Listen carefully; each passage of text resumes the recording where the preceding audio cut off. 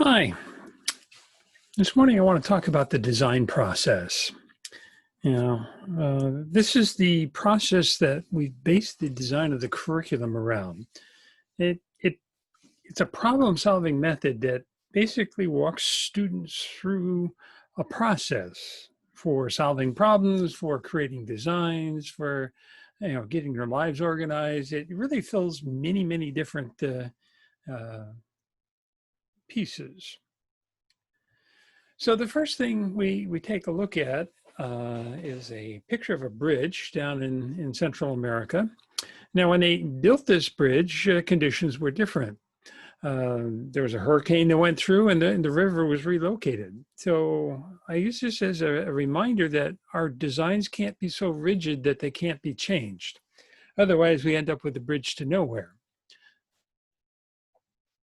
So the first thing I want to talk about is that it's a series of steps, and every problem is a little different. So the steps that we go through might be a little different, but they are a process.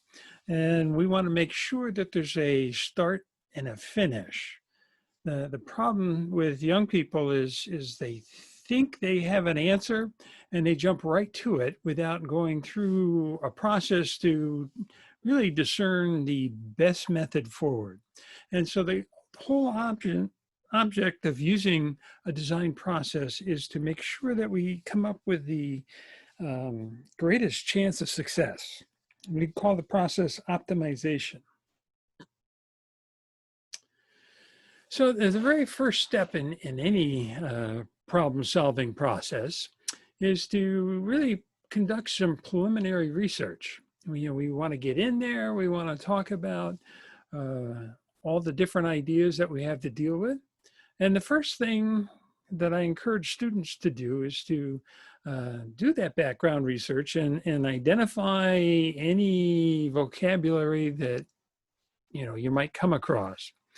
And this allows us to very quickly build a dictionary of dependent vocabulary so we understand the things that we're reading. Frequently, what one person says, another person misinterprets. So we want to make sure that we're all on the same page. The second piece that we identify are the criteria and constraints for the problem. The criteria help us really define what's going to be a successful solution, and the constraints show us things that we have to avoid in the solving of the problem. Then we define the limits of the problem to be solved. In other words, what is the scope? How far are we willing to go in the solution of a problem? And frequently limits have to deal with time, they deal with money, they deal with all kinds of things. Finally, if you understand the criteria and the constraints and the limits of the problem to be solved, we can then refine the problem statement in the context of the criteria and constraints. And this is a critical step that many people skip over. They come up with a solution and it no longer fits exactly the problem. So being able to refine and restate the problem in your own words is critical. All right. Then we take a look at what do we need to learn in order to actually solve the problem, because we don't know it all. And there are times when we have to identify what we don't know, and then we can go about designing some independent research. We can participate in enabling activities or lab activities. So basically we have the skill sets in the background to begin to solve the problem. The next thing we're going to do is to create this project management plan. So we basically state an overview of the project, and we went through and identified the problem in our own words. And you're going to find that each one of these written pieces that we have students do all relate back to the one before it. So they'll very quickly learn that if we're recording these in a digital notebook or in a regular notebook, we can then reuse those. So when we create a project management plan, what we're doing is we're really communicating about who needs to be on the team, what is our schedule. The scope really implies that there are limits that we have to stay within, things that we're not going to do. And that, of course, goes to budget. We have to plan for communication. So all along the road, we communicate with the people around us to make sure that we're on the right track. And we have to plan for closure. So what do we do at the end of the project? So then we create a design brief. Now, the design brief is our method of communicating with our client about what we foresee as the problem that we're solving, that we understand who they are and what their needs are, what are the goals, what are the limitations of the project design, what resources and budget are needed. Of course, that came directly from the management plan. The criteria and constraints, which came from that very first day of working with the problem, and what are the time needed. So you can see these become kind of a cyclical thing where we are communicating. Now, the goal of the design brief is a direct communication with our client. And many designers and engineers will tell you that if you don't do this up front, you end up spending an awful lot of time and effort solving a problem that the client doesn't want solved. And since the client is the one with the checkbook, you got to make sure that you're working on something that the client understands. So this is a check between your team and the clients to be sure that you're on the right track. So once the client signs off on it, then you know that your team will actually get paid in order to do this work. Once it's been agreed to, then we can get around to brainstorming some possible solutions.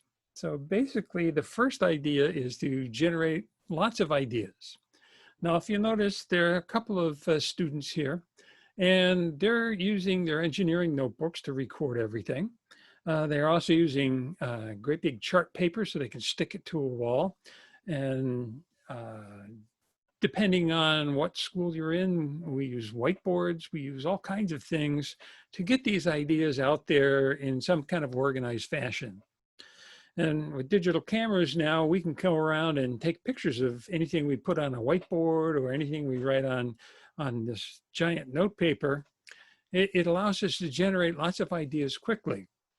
We don't evaluate them at this point, but we do generate many different ideas as we can possibly come across. Then we create something called a testing protocol. Testing protocol is another document, and it is a way that we are going to test our solutions to make sure that they fit what we have talked about. So when we created the design brief, we listed the criteria and constraints. We listed all these different pieces that were important. So in this, the design brief begins with an introduction. All right, so what is the problem we're solving? Who are we solving it for? Our test strategy, in other words, how are we going to go about collecting data? And then we create a plan for collecting that data and describing how we're going to sample. Some things you only have to sample once or twice. Some things is a continual sampling. Like if you want to know water quality, for example, and our goal is to change the pollution levels in a lake over the course of 2 or 3 years, we need to say how often we're going to test the water, what we're going to test for, what is the definition of a successful test. So that's the criteria. So we pull that in. What are the test conditions? How often are we going to do it? Do we do it on a rainy day? Do we do it on a sunny day? What are the setup instructions? Because this is all planned in advance to make sure that our solution actually fits the problem, not that we're going to change things and create a testing protocol to fit our solution. The old standard goes, when your only tool is a hammer, every problem looks like a nail. So we want to make sure that we're really on the right track. So when we analyze the data and use that to inform our design, we come out with favorable conclusions. Sometimes when I'm dealing with a class of students and I want to make sure that every student is responsible for all the learning, each student designs and creates their own prototype. And then we go through and we evaluate all these prototypes to come up with an agreed upon design that will actually, produce all the way. So if we're using a 3D printer, for example, to create finished solutions, we can then have everybody print a small version. We discuss, what about yours do I like? What about mine do you like? And come to some kind of an agreement. So the decision matrix allows us to do that. So if you think about buying a new car, and what are the things that we use to define our needs? All right, so the ability to put 3 car seats in might be important to some people. To those of us who don't work with young children all the time, it might not be important to us. So what we do is we identify all those key criteria, and then we assign a point value to each one. And then we can go through and rate each of the solutions to be sure we come up with the right one, gives us the best chance of success. Once we do that, then we develop all the design documentation. All right, this group of students is, planning some things out. So in the course of planning things out, they have to, create this design documentation, which includes sketches and drawings and all kinds of things identified and included in the engineering design notebook. We want to make sure that we get as many of these issues dealt with in the design phase, because once we get to the prototype phase, we're spending resources in order to create the prototype, no matter how quickly we can do it. So we want to make sure that the design process isn't overrun by the desire to create the prototype. Then the next step, we go and we design the evaluation to make sure that we gather all the data that we need. And then we're going to take the analysis of that data, and we are going to use that to reinform the design. So in other words, it's a cyclical process to say, okay, this worked well, this kind of worked, we could make it work better. It used too much material, it's too small, it's too big. We come across all kinds of things. So we've got to make sure that the analysis of the data shows not only are we solving things, but are we solving them in the correct manner? We take that data that we've isolated and we pull it in so it can inform the design. So the word iterate here means do it again. So what we're doing is a cyclical process to say, okay, this didn't work. All right, let's change it. This didn't work. Let's change it. And eventually you'll get to something that's working. Now, the hard part here is, when do you say enough is enough? So we need to be cognizant of how much time we're spending, because we already have defined that in our management plan. It's like, this is how much time we got, so we can't spend more than that. So at some point we have to say, okay, our design is as finished as it's going to get. So we finalize the documentation of the design. In other words, sometimes it's even drawn as built. So we go back in once we have a working prototype, we have to change any of our design documentation that don't match so it does match. We do the analysis, we take that analysis and we finalize graphs and charts and things like that that we're going to use to communicate with. Then we think about, all right, so how do we present all this research to our clients and to the authentic audience that's been designed? So we need to know and understand something about that audience. We plan for whatever explanations we need and the graphics necessarily to communicate that. And then we create some kind of a plan to take feedback from our authentic audience so we can use that to make any changes that are demanded before we're done. We also prepare all our communication documents because it might be an engineering report, it might be renderings, it might be design documentation that we're showing. It could be brochures. So there are lots of different ways to do this. There's no one right way, but it is a process. We also present proposals. For example, if somebody says, okay, we want a whole design for a new city, well, you do some preliminary ones, and then you get to the point where you're saying, okay, here's what we're going to do to create this piece that we propose to you.